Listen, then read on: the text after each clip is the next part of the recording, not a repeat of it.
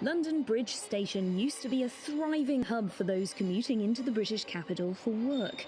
But the coronavirus pandemic has caused people to stay away. Even now, after the government launched a back-to-work campaign, trains and platforms are much quieter than usual. So at the moment we're seeing around a third of the number of people travelling as we were before COVID. That's slowly ticking up, and we're doing a lot of things to make sure that people feel confident when they do travel. Extra services, extra cleaning, extra hand sanitizer. We're asking people to wear face coverings and to check before they travel to make sure that the trains aren't too busy. With schools reopening, companies have reported more staff returning to the workplace. But the latest surveys show just 1 in 3 employees is commuting into the office.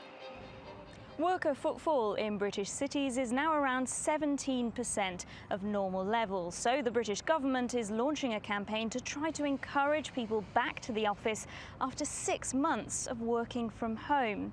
Although train services are now around 90% of where they were pre-lockdown, convincing people to commute in from places like this is going to be tough. That's why rail organisations like the Rail Delivery Group are working with the government to try to introduce flexible and more affordable season ticket options to get people moving again. We know that part-time season tickets are really, really important to get people back travelling by train. It's really important to get people back into the city centres, travelling in a clean, green way, and trains are a great way of doing that. We're working with government to deliver part-time season tickets, but we really want to see wholesale reform of the fare system so people don't need a crystal ball at the start of the week to buy the best fare for them. At the moment, rail commuters are only able to buy monthly or yearly season tickets valid for travel 7 days a week. The average commuter pays more than $4,000 for an annual ticket. Its price has risen 40% from a decade ago, according to research carried out by the Labour Party.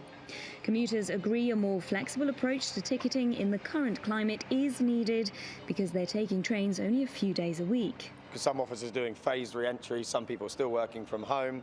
They need to sort of adjust for the climate, and then once it's back to normal, by all means go back to normal. People are only going to come back in 1 or 2 days a week, and they're not going to want to pay for a 5-day travel card or season ticket as they were.